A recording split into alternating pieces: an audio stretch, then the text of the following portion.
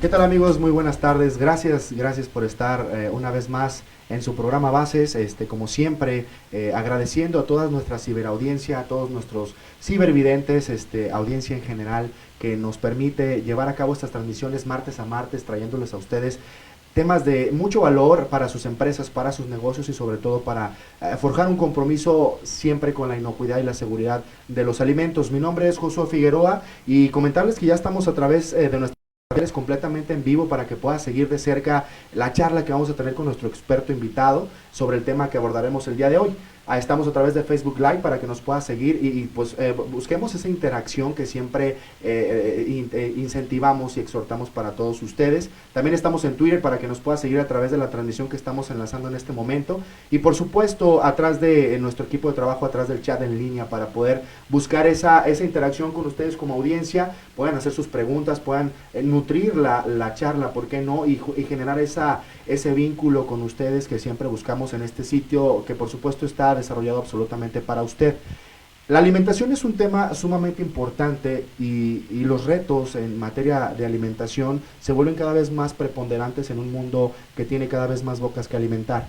Se dice que a rumbo de 2050 tendremos más de 9,000 millones de habitantes en nuestro planeta y la pregunta es, ¿cómo alimentar a todos ellos? Para eso tenemos un tema sumamente interesante que va de la mano con la cuestión de la alimentación y es cómo se producen esos alimentos y los efectos colaterales que puede representar para la sociedad y para la humanidad en general, tener la capacidad de producir esos productos y que estos lleguen sanos y no generen repercusiones secundarias a quien los consume. Y para eso tenemos el tema de hoy que se llama salud, impactos a la salud o daños a la salud a causa de la exposición de los agroquímicos, y para eso tenemos el honor de presentar a nuestra invitada. Ella es la doctora Leticia Yáñez Estrada. Ella es la responsable del Laboratorio de Género, Salud y Ambiente de la Facultad de Medicina de la Universidad Autónoma de San Luis Potosí, pues a la que le damos la más cordial de las bienvenidas. Doctora, buenas tardes. Gracias, muy buenas tardes a todos. Gracias por la invitación. Con mucho gusto de estar por estas tierras jaliscienses. Ricas y diversas, vastas en muchos aspectos, en ¿verdad? Cosas. Muy bien, doctora, gracias por la invitación, gracias por aceptar la invitación, por estar acá con nosotros, hablando de este tema. La verdad, yo lo decía antes de arrancar, nos va a costar a completar la hora, porque es un tema realmente que tiene mucha tela de donde cortar, pero empecemos. Platíquenos un poquito acerca de los trabajos de investigación que ustedes desarrollan en su laboratorio y cuáles son los enfoques. Claro. Mira, el Laboratorio de Género, Salud y Ambiente surge con una necesidad de abordar problemas precisamente desde esas tres áreas. Género, y el género no estamos hablando del sexo, estamos hablando del rol social que tienen las personas en la sociedad, y esto porque pueden estar más o menos impactadas o afectadas, por ejemplo, por la exposición a plaguicidas, y lo vamos a ir viendo durante la charla, ¿no? Por ejemplo, en el campo agrícola, aunque dicen que es un trabajo de hombres, ¿no? Participan toda la familia, y las mujeres que son un poquito marginadas a labores domésticas, pero las chicas son las que lavan, por ejemplo, la ropa que fue usada por el papá o los hermanos en el campo agrícola, y el simple hecho de tallar o en el momento de tallar la ropa, ellas se exponen a los plaguicidas, ¿no? O por ejemplo, ella es la encargada de llevarles la comida a la parcela. Cuando están trabajando, rociando los plaguicidas, ella no está trabajando en la parcela como tal, pero lleva el alimento, y ella entra a la parcela cuando están haciendo el rocío y también se expone. Entonces, ese es el abordaje que hacemos. El género, el rol social que llevan, ¿no? La comunidad, y que a veces no tomamos en cuenta y pudieran estar en más riesgo o ser más susceptibles a estas exposiciones. Entonces, género, salud, bueno, toda la afectación a la salud, en la persona, y ambiente, porque no nada más hay un impacto ambiental, y bueno, y tenemos que tomar en cuenta al humano como parte de este ambiente, formamos parte de él. Lamentablemente, el humano se cree como superior, ¿no? Como dotado de otras cualidades, y se cree protegido por lo que estamos pasando en el ambiente, y no, nos vamos a ver también afectados por este mal uso de estos compuestos, y no nada más afectamos la calidad del aire o la calidad del suelo, sino también nos estamos afectando a nosotros. Y entonces el laboratorio surge con esta idea y para ver sobre todo problemáticas de toxicología. En esta mañana, bueno, hablaremos de plaguicidas, pero otra línea fuerte que tenemos es el trabajo con basura electrónica, que en otra ocasión podríamos hablar de eso, pero ahora para esta ocasión nos vamos a enfocar solamente para la cuestión de agroquímicos. Muy bien, doctora, en materia, ¿cuáles son los agroquímicos que más se utilizan en toda esta parte de la producción de agroalimentos y de productos que no son alimentos, porque también se aplican ahí? ¿Y cuáles son a los que mayormente estamos expuestos? Qué bueno que esta pregunta es interesante porque, bueno, el término que debemos usar para englobar a todos son plaguicidas. Y ese es el término correcto, porque mucha gente le dice pesticidas, pero es una pésima traducción del inglés. Ah, no es así. No, el término correcto es plaguicida, ¿de acuerdo? Y dentro de los plaguicidas vamos a tener a los agroquímicos, o bueno, vamos a hacer las clasificaciones de acuerdo para lo que se van a utilizar. Si ese plaguicida se usa en el campo agrícola, lo llamamos agroquímicos, ¿sí?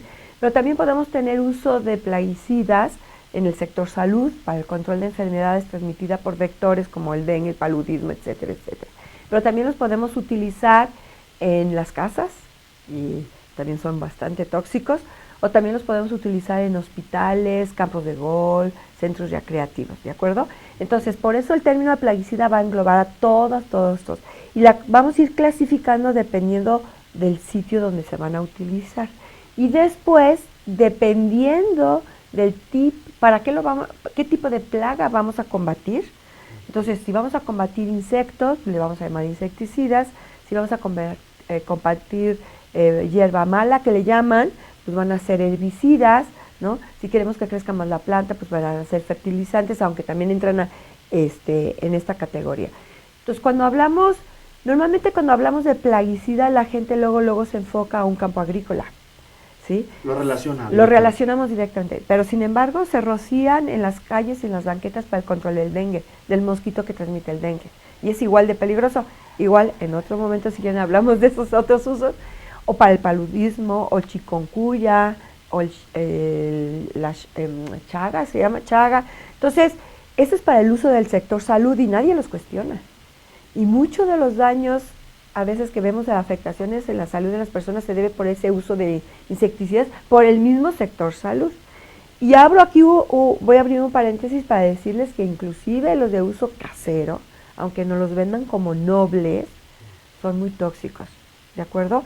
Entonces, la Organización Mundial de la Salud ha hecho una clasificación de todos esos plaguicidas y van desde extremadamente tóxicos hasta poco tóxicos o ligeramente tóxicos.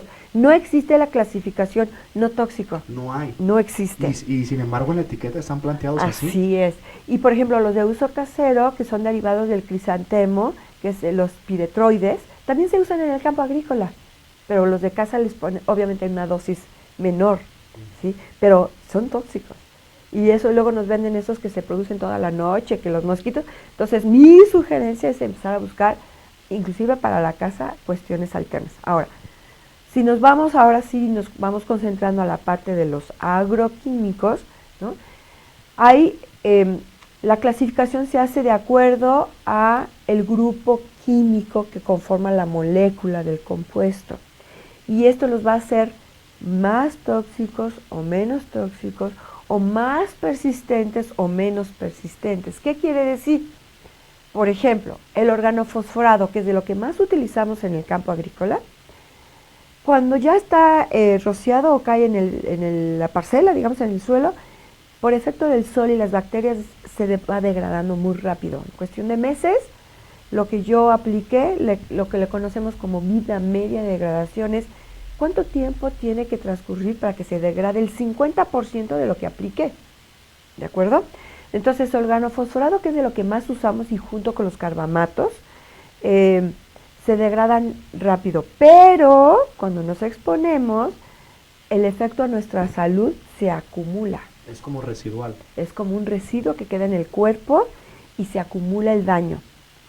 Y lo más grave en el fosforado es que tiene un efecto que conocemos como neuropatía retardada. ¿Qué quiere decir? Por ejemplo, si usted ahorita le duele la cabeza, ¿qué piensa? híjole, no sé, no dormí, estoy nervioso, ¿no? Pero no pensamos, me doy la cabeza a ver qué hice hace 3 meses, ¿sí? Entonces, el organofosforado tiene este daño de acúmulo de señales en el organismo donde no se va a expresar hasta meses después de haberme expuesto. Y eso le llamamos neuropatía retardada. Entonces estamos viendo en ex trabajadores de la Secretaría de Salud que usaban muchos organofosforados o los jornaleros agrícolas que ya no trabajan en el campo agrícola hace 6 meses, 1 año, y tiempo después empiezan a presentar dolores de cabeza fuertes, migrañas, alteraciones nerviosas, inclusive hasta intentos de suicidio.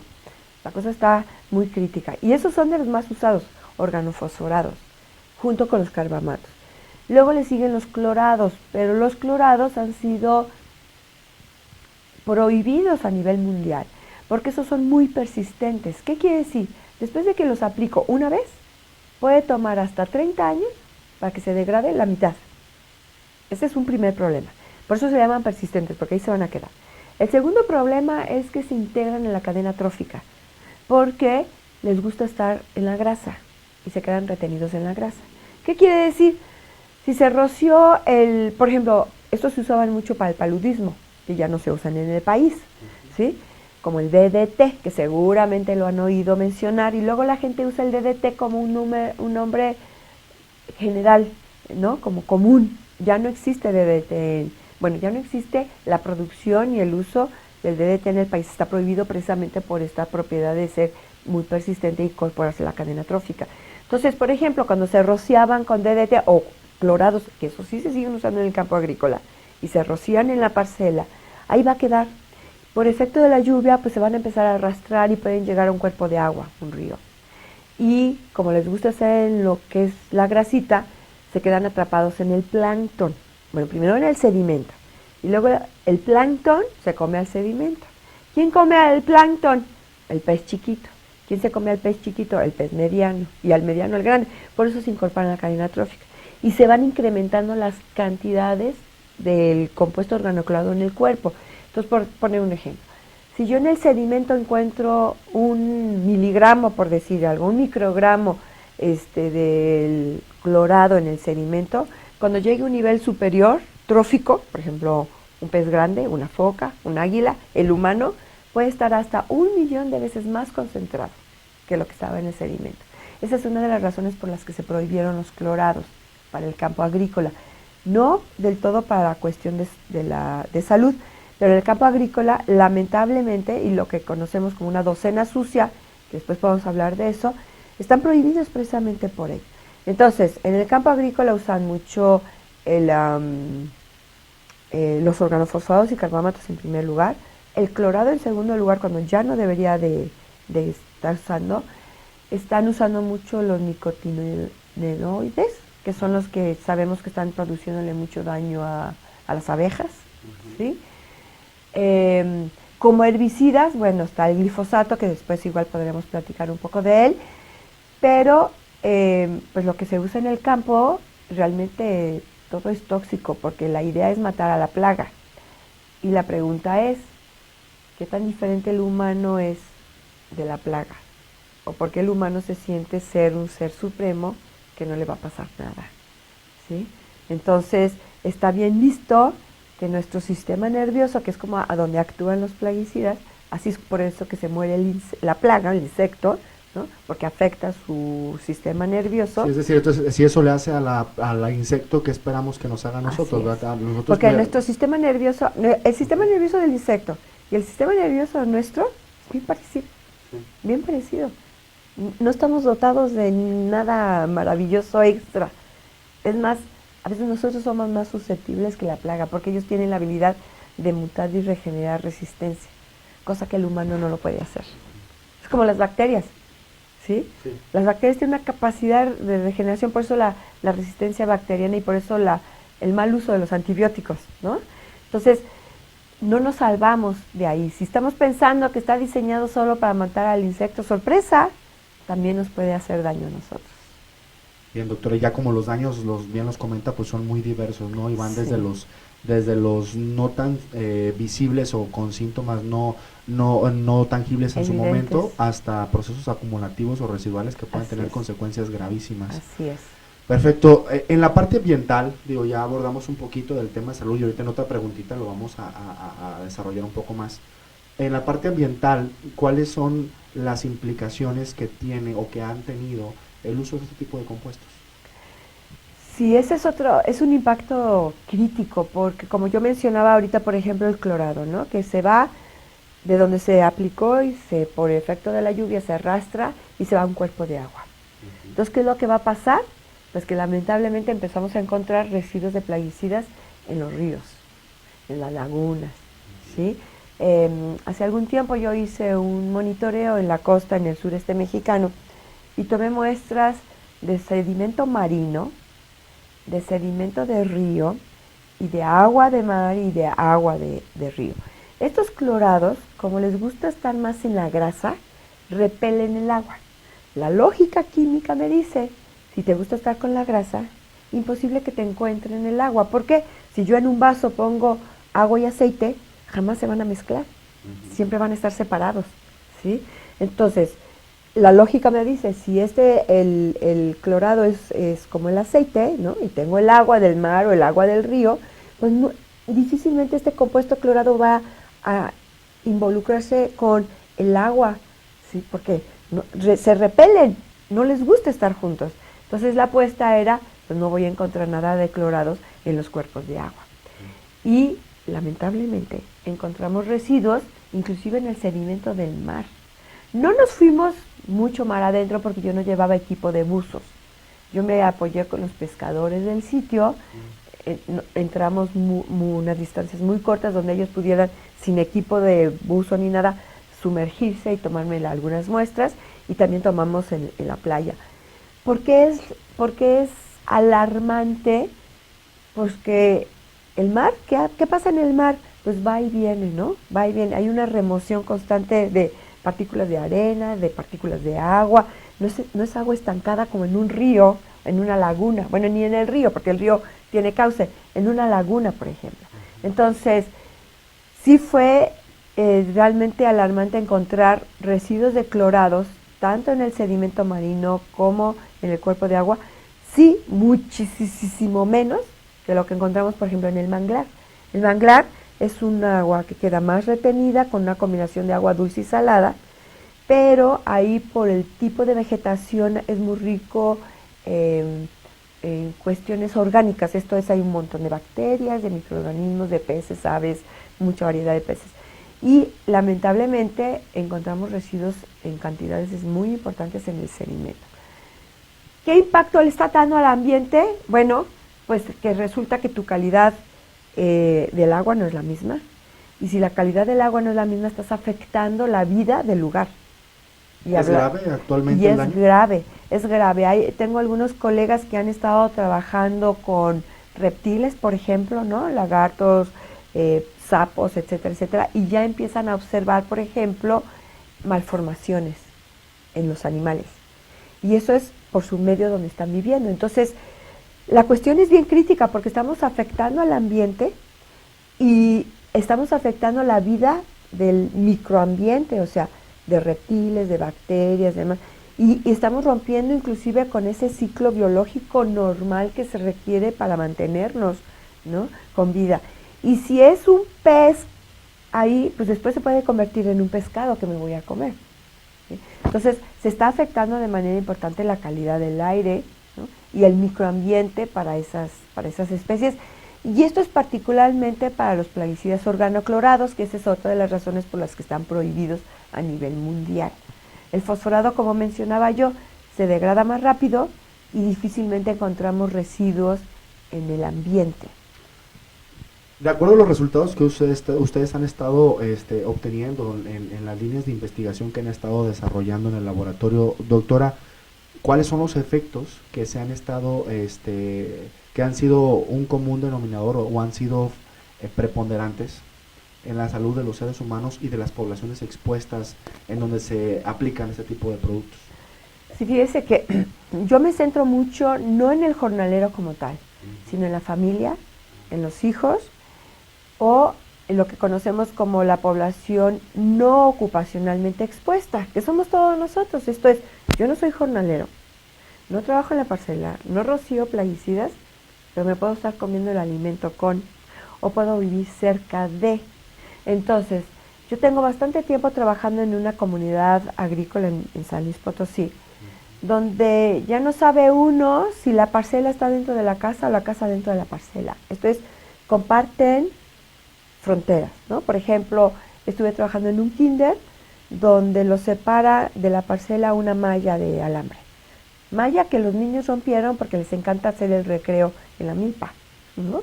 Entonces, Qué peligroso. es terrible porque en una de las ocasiones que estaba yo trabajando en la comunidad, estaba yo jugando con los niños. Estábamos jugando a los encantados, nunca lo voy a olvidar.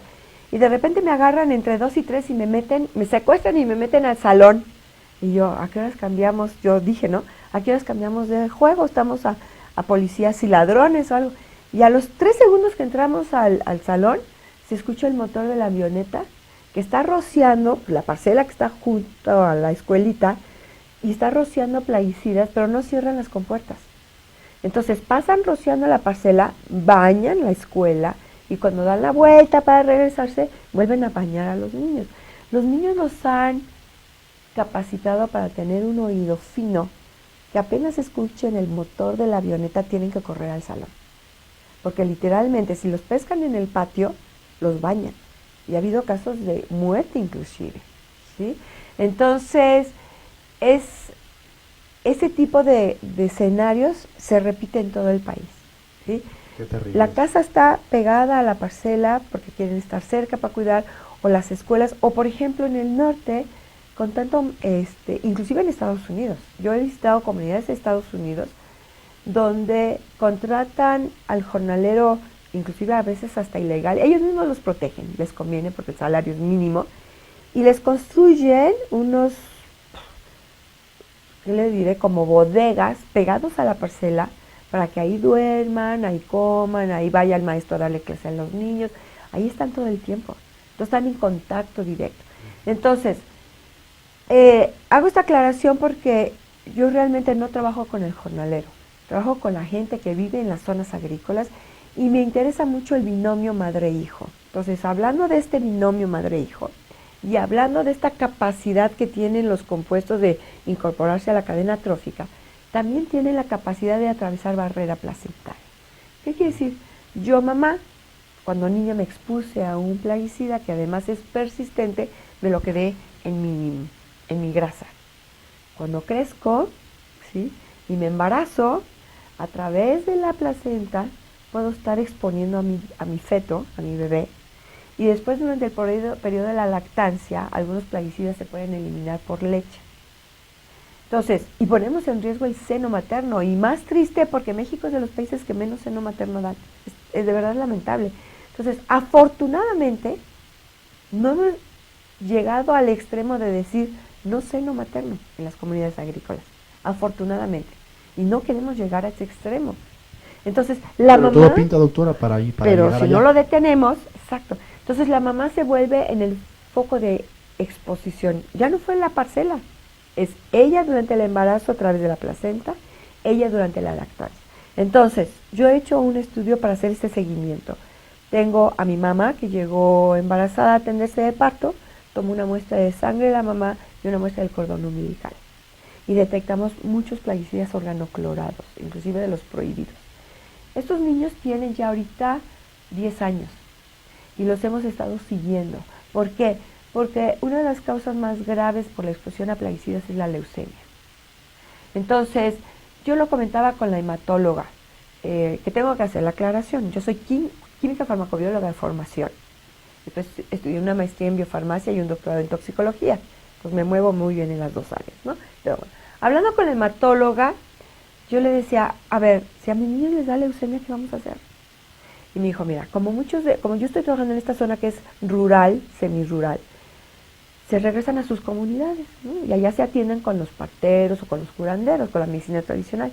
Y me decía la hematóloga, si los estamos trayendo al hospital cada año para checarlos, y ellos empiezan con una alteración en sangre que pudiera dar algún ligero indicio de que sea leucemia, en ese momento podemos intervenir. De lo contrario, si tú los dejas allá en la comunidad, no van a bajar al hospital hasta que el niño esté de verdad enfermo y ya no podemos hacer nada. Entonces estamos haciendo un seguimiento de estos chiquitos, ya tienen 10 años, porque varios de estos plaguicidas organoclorados están etiquetados como cancerígenos. Afortunadamente hasta ahorita nadie ha expresado eso, ¿sí? Pero claro, es una población de apenas de 50 binomios que estamos estudiando y es porque es mucho más, es muy difícil hacer el seguimiento porque se mudan, o viven en comunidades de veras alejadas, o tristemente la seguridad en el país, ha habido años que yo no puedo entrar a las comunidades, la misma gente que me lleva me dice, ahorita no entramos. Entonces se va haciendo más complicado. ¿Qué es lo que estamos viendo de manera paralela? Niños que llegan a la primaria con problemas de aprendizaje, serios. Entonces nos dimos a la tarea de hacer una batería de pruebas neuropsicológicas para decir, bueno, yo ya sé que el fosforado, su principal daño es neurotóxico. Eso lo sabemos ya. Entonces cuando yo estoy en los sitios, no voy a descubrir el hilo negro, ni estoy trabajando para ganarme el premio Nobel. La pregunta es, ¿qué tipo de plaguicidas siguen usando? ¿En qué magnitud? ¿Y qué impacto ya están teniendo ahorita? ¿Cuál es la magnitud del impacto en la salud de los niños? Entonces, lamentablemente tengo que decir que esta comunidad, un porcentaje bastante importante de sus niños ya tienen afectaciones neurológicas. Y son afectaciones neurológicas que ya no se revierten. La neurona se puede regenerar, pero se regenera muy lento. Me muero antes de que se regenere, ¿sí? Entonces, son niños, les corta a uno su proyección al futuro. Por ejemplo, son niños que con mucho trabajo terminan la primaria, algunos llegan a la secundaria, menos llegan a la prepa y universidad ni siquiera lo piensan, ¿sí? Y uno pensaría, pues es que son flojos. Hay un componente de nutrición que es importante. Un niño mal alimentado no va a tener una buena capacidad de aprendizaje. Pero tenemos el componente de la exposición a los organofosforados como neurotóxicos y sí altera su aprendizaje. Nosotros hicimos toda una batería de pruebas aplicada por neuropsicólogos para determinar al final el índice intelectual, el coeficiente intelectual. Aunque sabemos que hay muchos tipos de inteligencia, ¿sí? La artística, la habilidad, etcétera. Nosotros estamos viendo más la parte inteligencia de lenguaje, de números, de memoria, ¿sí? Porque eso le da herramientas para seguir adelante en la vida. Entonces siempre la pregunta es, ok, tu niño tiene un IQ por debajo de la norma o de la media nacional, ¿y eso le va a impedir que tenga algún oficio ligero? No, puede ser el mejor barrendero del pueblo y ser feliz siendo un barrendero y con todo mi respeto para él con ese oficio, o plomero, electricista. Pero qué tal que él ambicionaba algo más, pero no pudo, ¿sí? Y entonces ya tenemos esos datos en niños de educación primaria, donde hemos demostrado ese daño neurológico, pero esos niños de educación primaria, sobre todo niñas, estoy trabajando, crecen. ¿Y qué tanta afectación hay a su sistema reproductivo? Y hemos visto tristemente que las niñas tienen alteraciones en su periodo menstrual. Alteraciones tan severas que a la larga, no lo sabemos ahorita, puede ser que una niña que tenga problemas para embarazarse o una niña que presente abortos, ¿sí? Hay mucha precocidad sexual y la pregunta es, ¿son los medios, la comunicación que tienen más acceso a la información o es lo que estamos comiendo? ¿Sí? Esa pregunta ¿sí? Da mucho que pensar. Da mucho que pensar. Entonces, cada vez hay más datos que esa precocidad sexual se está dando por lo que estamos comiendo. Una parte por las hormonas que hay en la comida y otra parte por la baja calidad nutricia que ya tienen los alimentos por el uso de agroquímicos. Bueno, entonces gravísimo, controversial y lamentable.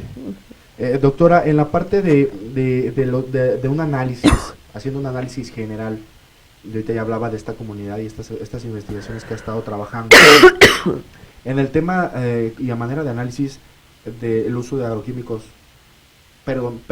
¿Sigue predominando esta práctica en México y en el mundo o se está trabajando al respecto para ir disminuyendo? Ay, es que sí, la respuesta es sí y es más un asunto de mercadotecnia. Em, Voy a hacer una comparación donde nos preguntamos, ¿por qué la gente toma tanta Coca-Cola si es tan perjudicial? Porque la vemos anunciada en todos lados, en la tele, en la calle, los anuncios enormes. Uno entra a la tienda de autoservicio y está el stand de la fruta y abajo están las cocas. Y si vas al área de los plásticos, están las cubetas de plástico y en la esquina pusieron las cocas. Y vas a la parte de la ropa y te pusieron otro. Y vas a la de las botanas. Entonces es una guerra mercantil donde de manera inconsciente condiciona a la gente.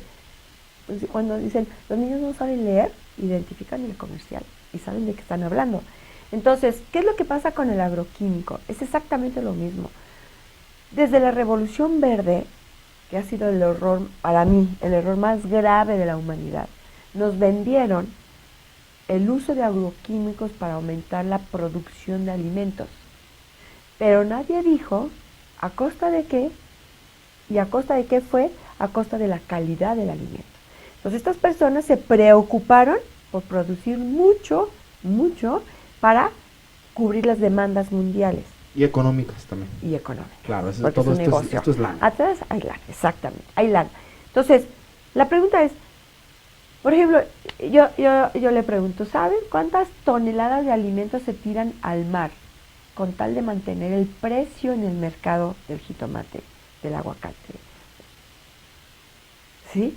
De alimentos, de leche, ¿sí? O sea, de alimentos en general. Se tiran al mar diario toneladas. ¿Por qué? Porque si hubo una sobreproducción, por ejemplo, el jitomate, baja el costo. Tengo que bajar el costo porque si no se me va a echar a perder y lo tengo que vender todo, ¿no? Entonces tiran al mar toneladas de alimentos en buenas condiciones, ¿sí? Entonces ya lograron eso que querían, una superproducción, pero resulta que ya no me funcionó en el bolsillo.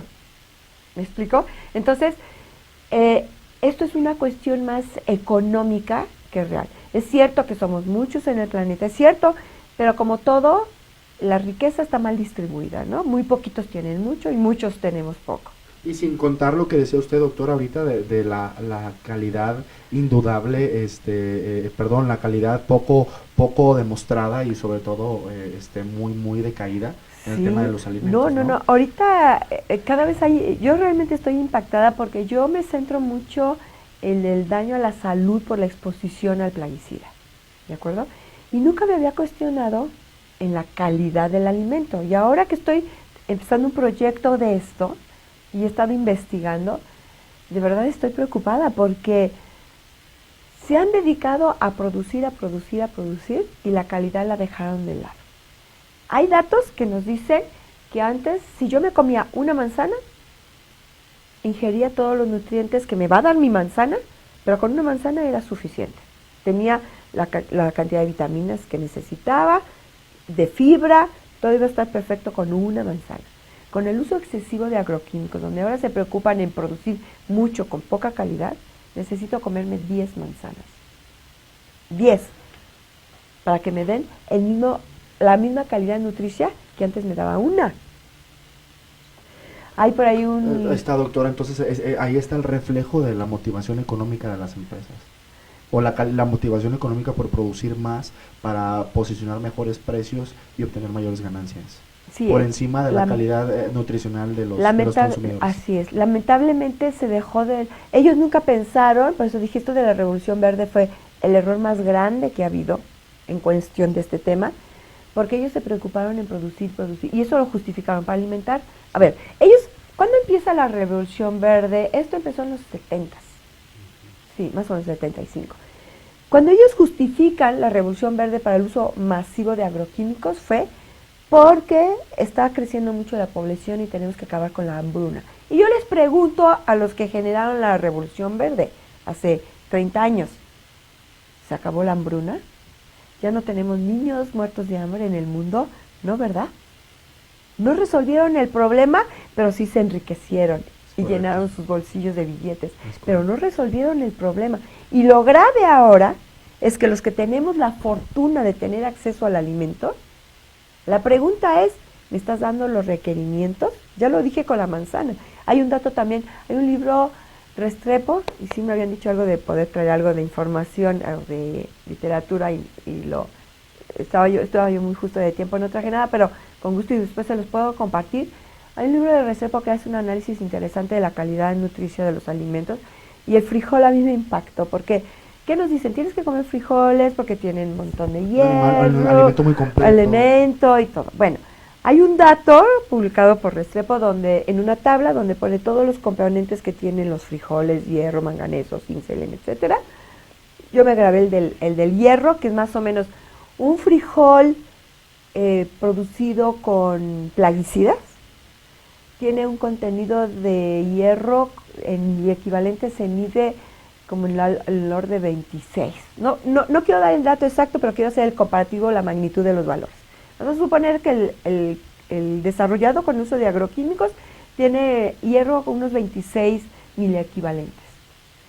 El frijol orgánico, esto es sin uso de plaguicidas, tiene un contenido de hierro como alrededor de 2000 miliequivalentes. O sea, ¿cómo?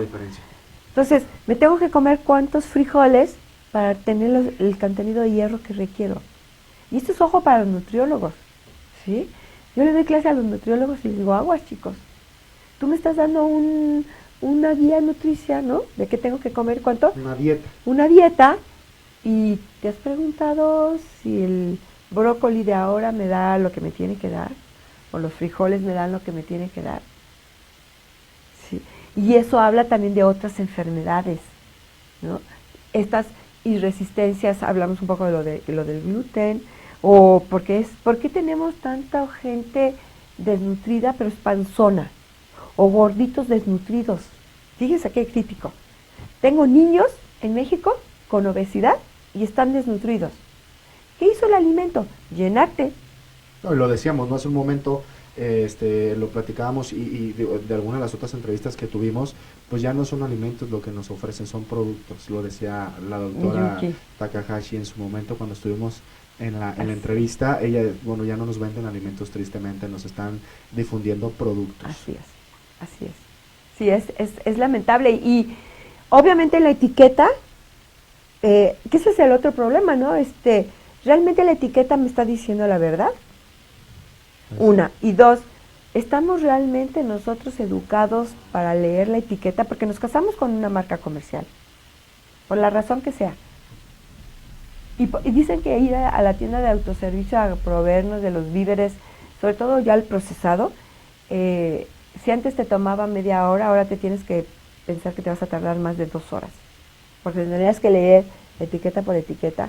Pero luego la pregunta es, ¿de verdad dice lo que debe tener? Afortunadamente en México tenemos la revista y la página del Buen Consumidor, o el Consumidor, o algo así, donde ellos tienen un centro de análisis bastante importante y publican constantemente, por ejemplo, hacen comparativos, ¿no? de productos, de marcas comerciales y hasta de tiendas donde se pueden adquirir, para que uno también vaya eligiendo el sitio. Seguro con la doctora Miyuki también surgió esto de que ¿cuántos de nosotros realmente elegimos qué comer? Y yo digo, pues yo, porque yo voy a la tienda y yo elijo esa zanahoria, ese jitoma. No, porque tú no lo sembraste y tú no sabes cómo está. Claro. Entonces tú ya no estás eligiendo. Por eso es lo que ella dice, ¿no? Ahora nos ofrecen un producto. Triste y grave, pero bueno. Doctora, en la parte del uso de agroquímicos, pues ya vimos las tendencias, nos los ha explicado muy claramente. No se ha terminado de avanzar lo suficiente en materia de regulación de esta parte. ¿Cuál es la cuestión que nos ha estado faltando en el tema de, porque digo, esta situación yo creo que no es desconocida para muchos y es algo que está visible en las fuentes confiables, en los sitios donde se postea esta información, y ya están los datos que hablan de que es realmente una situación crítica el tema de alimentación, y por otro lado la desigualdad alimentaria, y por otro lado la justificación de que necesito producir más alimentos, con todos los impactos colaterales que esto implica. ¿Qué falta ahí, doctora? Sí, necesitamos trabajar más en equipo. O sea, la tarea es de titanes, pero yo creo que poco a poco se va a ir dando porque cada vez surgen más movimientos ecológicos. Y luego, cuando se dice es que tenemos que hacer agroecología, y un colega agroecólogo me decía, es que el término está mal empleado. No es hacer agroecología, es hacer agricultura, que es la de nuestros antepasados. ¿Sí? ¿Por qué las comunidades indígenas que están más alejadas se han salvado de esta industrialización? Porque precisamente por usos y sus costumbres, ¿sí? Yo he aprendido tanto, estuve en un trabajo con lacandones. Tenemos muy poquitas familias lacandonas puras ya en México, tristemente. Y don Manuel, cuando me va y me muestra su parcela muy orgulloso, pues yo noto que no es así puro maíz, ¿no? Pura calabaza, puro chile, a lo que estamos acostumbrados en los monocultivos. Entonces era una hilera de árboles, luego tenía una hilera de maíz, luego una hilera de cempasúchil, luego una hilera de calabaza. Y yo así como, le digo, soy niña de ciudad, ¿verdad? Tengo que aprender de ellos. Y le decía yo a don Manuel, se ve bien padre, ¿no? Y me dijo, no, no es para que se vea bonito. Es que la flor repele a cierta mosquita que le gusta el maíz. Y el árbol repele a cierta cosa que le gusta la calabaza. Y entonces son controladores biológicos naturales, sin el uso de insecticidas. ¿Me explico? Entonces, esa combinación por hilera es que uno le ayuda al otro, uno le ayuda al otro, uno le ayuda al otro, ¿sí? Entonces, eso lo aprendí con los lacandones y lo he aprendido también con los wixárikas, que lo siguen conservando.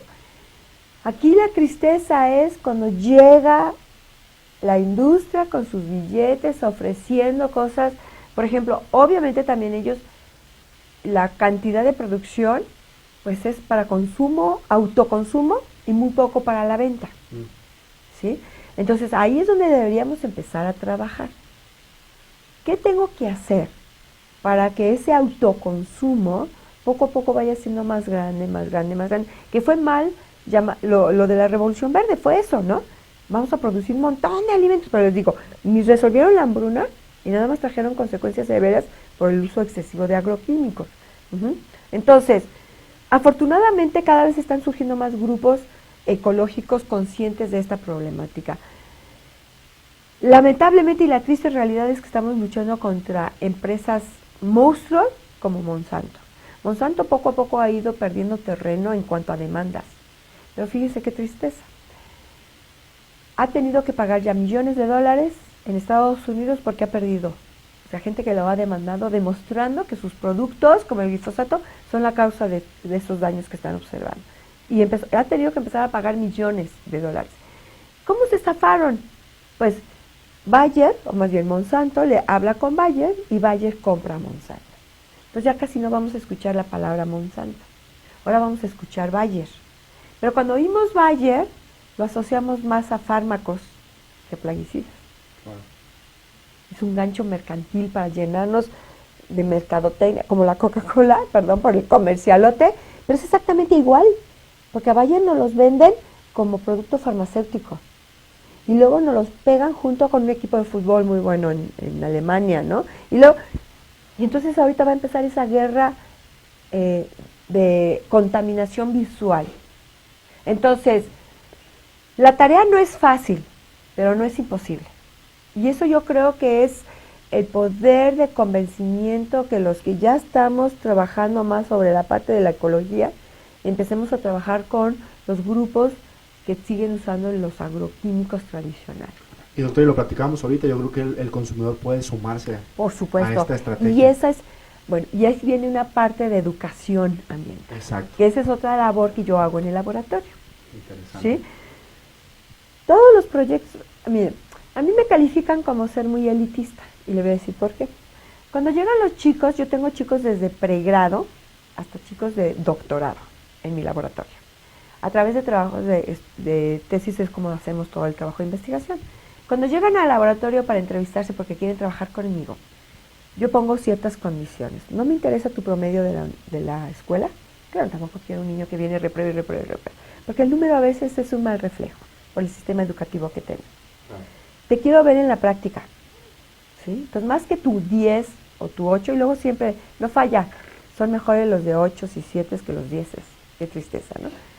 Entonces, quiero ver que no veo tanto tu promedio en tus calificaciones. Quiero ver tu desempeño, que tengas la capacidad de interaccionar con el resto de los estudiantes, que sepas trabajar en equipo, pero lo más importante es que estés comprometido con la sociedad. Y que estés comprometido con la sociedad y que todo trabajo de investigación que iniciemos y desarrollemos termine con un programa de educación ambiental, ¿sí? Entonces, me dicen que soy elitista porque pongo esas condiciones porque prefiero que trabajemos en equipo a que trabajemos por un interés más que no tiene ningún impacto. Entonces yo les digo, si tú quieres trabajar conmigo, la condición es que termines proponiéndome un programa de educación ambiental. Obtener el grado de licenciatura en lo que quieras, maestría o doctorado, es un daño colateral. ¿Sí? Eso va a venir aparte. Lo importante es que generes un programa para ayudar a la comunidad. Entonces, ¿cuál es la idea? Precisamente involucrar más al consumidor. Moverle el tapete al consumidor para decirle, ok, ¿tú estás consciente que esa zanahoria o esos frijoles que te estás comiendo cubren todos los requerimientos nutricios que requieres para esto? Y entonces empezar a educar a la gente y empezar a exigir más. Es correcto, yo creo que el común denominador es ese, ¿no? Si el consumidor se vuelca hacia una adquisición de conocimientos, una forma diferente de ver la alimentación y una forma distinta de inculcar sus hábitos a las nuevas generaciones, la industria, el sector industrial de alimentos se debe a los consumidores, no a otra cosa. Así es. Y si sabemos o aprendemos a alimentarnos, esto puede cambiar. Así es. Muy claro, doctora, y me emociona escuchar la forma de pensar que usted tiene. Ojalá todos hiciéramos eso, la verdad. Tenemos una pregunta, gracias a Edwin de León. Él es parte de nuestra audiencia que nos está visualizando en estos momentos y pregunta: ¿por qué no se castiga la actitud o la actividad? ¿Cómo podemos legislarla? Ay, bueno, ya está legislada, eso es lo más triste. Y México no se mueve solo, esto es un acuerdo mundial. La Organización Mundial de la Salud, no fue la OMS, se firma el convenio de Estocolmo. El convenio de Estocolmo, y se le llama así porque se firma en Estocolmo, ¿sí? Uno de los iniciadores es el profesor Oki, es un doctor en química ambiental, y entonces ellos hacen todo un listado, ¿sí?, de aquellos productos que deben salir del mercado por la peligrosidad y el impacto a la salud humana. Bueno, ellos empiezan viendo salud animal, ¿sí?, en osos polares, focas y demás, pero pues nos vamos, como yo le mencionaba, ¿qué tiene el humano que lo hace ser como exclusivo y diferente a los demás? Nada. Vamos a estar en el mismo riesgo. Entonces, el convenio de Estocolmo trata de eso, es un convenio mundial. México lo firmó, donde hay un listado de productos prohibidos. Esa es la razón por la que México debe dejar de usar el DDT para el control del mosquito transmisor del paludismo, ¿de acuerdo? Y buscar alternativas. Entonces, la ley... ¿Que no lo ha hecho? El retiro del DDT ya tenemos 18 años sin rociar DDT para el paludismo, pero, voy a abrir un paréntesis, estamos observando en el sureste DDT, creemos que está entrando de contrabando por Guatemala, lamentablemente los chinos meten de contrabando mucho de esto, y otra cosa es que acuérdense que son persistentes, y va a tardar 30 años para que se degrade el 50% de lo que apliqué una vez, y el DDT se aplicó 30 años en México. Desde los 40 hasta, luego lo suspendió, empezó a los 40, lo suspende y en los 70 lo vuelve a tomar hasta el año 2000, ¿sí? Entonces, ahí tenemos una exposición al DDT residual, o sea, ahí está. y nosotros nos seguimos exponiendo. Cuando hay, por ejemplo, en Chiapas, cuando hay inundaciones, hay una remoción del suelo, lo que estaba abajo se viene para arriba. Y el DDT ya estaba confinado mal que viene ahí. Cuando viene una inundación, pues otra vez está arriba. Esa fue, les digo, esa fue la razón por la que se exige retirar los clorados del mercado. Pero en los campos agrícolas siguen usando clorados. Es ineficiente la legislación hasta el momento. Exactamente. Entonces hay un convenio mundial.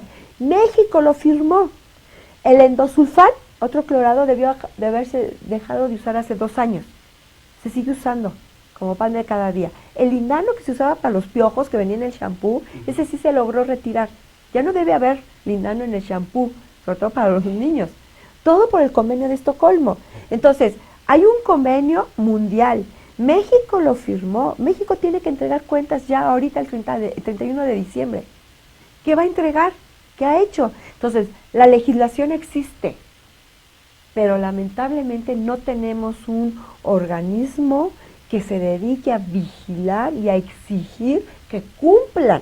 O sea, el gobierno federal, firmaste aquí, te comprometiste a esto, ¿y qué resultados estás entregando? Por supuesto. Ahí está la respuesta para Edwin de León. Gracias por interactuar con nosotros. La respuesta muy atinada de la doctora. Continuamos, se nos acaba el tiempo, pero quiero hacer esta pregunta porque es una de las más importantes. Creo que toda esta situación que se ha estado presentando y que de la que usted nos habla ya no es un secreto para nadie. Y lo que vimos recientemente con la aparición de este compuesto en productos de cereales, productos derivados de cereales y granos como lo es el glifosfato, pues fue una realidad y causó una polémica y una controversia tremenda en el sector de alimentos. Ante esta situación y con lo que usted nos platica, doctora, debemos de preocuparnos entonces mucho más que antes, ahora, de lo que estamos consumiendo. Sí, y el glifosato viene junto pegado con lo transgénico. Y la pregunta siempre es, ¿y me preocupa el transgénico? No tenemos datos ahorita para decir si nos va a producir daño o no, pero el simple hecho de pensar una manipulación genética, perdónenme, yo soy muy conservadora en eso, ¿sí? Y yo diría, no, gracias. A lo mejor ahorita no veo el daño, pero, y ese es otro punto, por eso trabajo con el binomio madre-hijo. El daño ya no lo estoy viendo en la generación actual, lo estoy viendo en la segunda o tercera generación, y por eso trabajo con el binomio. Por eso trabajo desde la mamá embarazada, y ahorita ya voy, recién nacido, niños de primaria, ya estoy con los chicos de la prepa, las chicas en edad reproductiva, con todas estas alteraciones hormonales, por su ciclo menstrual, por la exposición a los plaguicidas. Entonces, el daño ya no lo veo en esta generación, lo estoy viendo en la segunda, tercera generación, entonces no tengo la respuesta para decirte si el transgénico nos va a perjudicar. Pero yo, nada más de pensar en una alteración genética, sí me preocupo. Ahora, inventan el glifosato para hacerlo resistente a la plaga.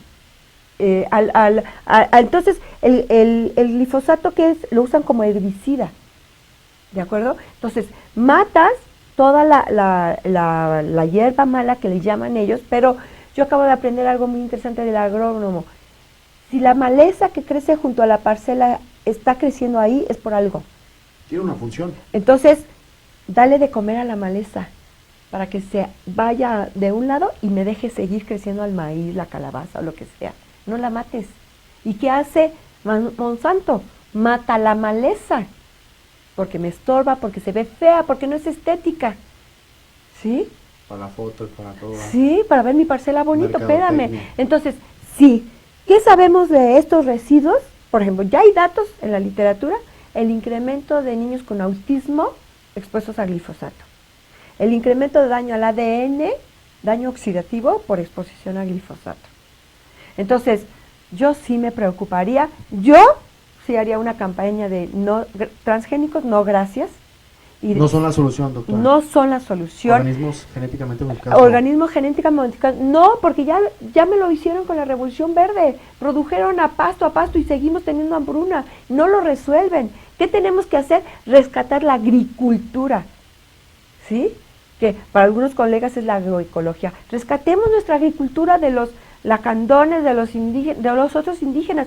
Hay prueba científica evidente que podemos retornar ahí sin hacer uso de tanto compuesto químico que de verdad nos está afectando de manera importante, porque ya no nada más está produciendo daño a la salud humana, sino la calidad nutricia está mal.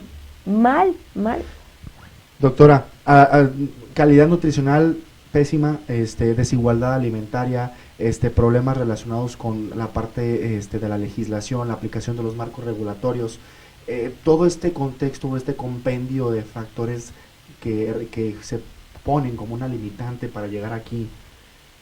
Ante toda esta situación, pues ya lo sabemos, ¿no? Se viene a un 2050 bastante con muchos retos en temas de recursos naturales y capacidad de alimentar a todos, pero con todo esto que usted nos cuenta, ¿qué alternativas entonces deberíamos de trabajar aparte de la agricultura ancestral? Tenemos que retomar la educación ambiental, la tenemos que rescatar a como de lugar. Y yo conmino a todos mis colegas que estén trabajando en el área que cada vez jalemos más hacia programas de educación ambiental para educar al consumidor, educar al productor. Yo, por ejemplo, en la parte de la universidad, a los nutriólogos, porque el nutriólogo también desconoce mucho de esto, y como yo les mencionaba, que todos mis trabajos terminan con programas de educación ambiental, estamos prontos a publicar un libro, estamos tratando de ver si la OPS nos lo soporta, donde es precisamente eso, bajo un escenario real de uso excesivo de agroquímicos, cómo podemos generar programas para cambiarles el chip y ellos se viertan más hacia la parte de la agroecología, y cómo la gente que está expuesta, qué tiene que hacer para protegerse de esos daños. Entonces tenemos que rescatar los programas de educación para intervenir a través de programas de intervención educativa. Excelente. Doctora, para finalizar, bueno, ahí está, yo creo que bastante claro la situación. ¿Qué retos se vienen para México en materia de alimentación y sobre todo de estas prácticas que, está por demás decirlo, no están favoreciendo a nadie? Porque también incluso hemos visto el tema de los daños colaterales al ambiente, hablamos un poquito acerca de todo lo que tiene que ver con las afectaciones a los recursos naturales, efectos que algunos ya son irreversibles. Entonces, ¿qué se vendría aparte de fomentar más y tener proyectos más sólidos de educación ambiental? ¿Qué más se vendría? La tarea no es fácil porque estamos luchando contra un monstruo, lamentablemente, un monstruo. Pero yo creo que si nos unimos más, por ejemplo, en México tenemos las escuelas interculturales que están haciendo un papel de maravilla y que las dejan como muy marginadas porque son rurales, ¿sí? Y creo que deberíamos bueno, yo en el papel como universitaria, deberíamos empezar a buscar más esos nexos de hacer investigación multidisciplinaria y transversal, ¿no? Y porque sí estamos luchando contra un monstruo. Yo estoy empezando a trabajar ya con jornaleros, a petición de ellos mismos, porque tristemente vieron los casos de cáncer. Fíjese qué tristeza, ya no es el cáncer de su jornalero, es el de su esposa o el de su hija, del dueño de la parcela. Fíjese qué tristeza. Tuvo que llegar el cáncer al dueño de la parcela para voltearme a ver y decirme, doctor, ayúdeme.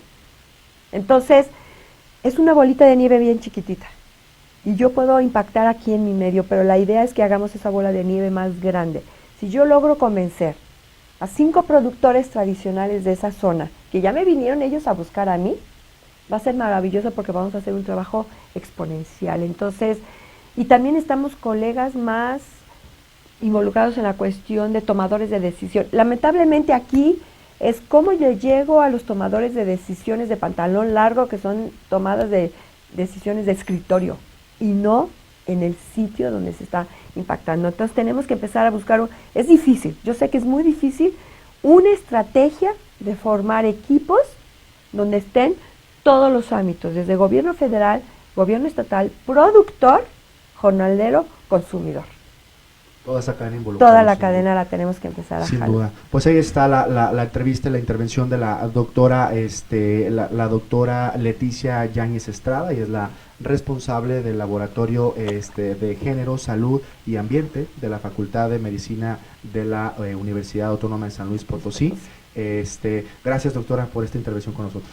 Muchas gracias por la invitación, y yo sé que es poco tiempo, ¿no?, para hablar un problema tan complejo, pero A sus órdenes. ¿Algún correo al que le puedan Sí, con gusto, es L de Leticia YANEZ @UACLP de Universidad Autónoma San Luis Potosí.mx.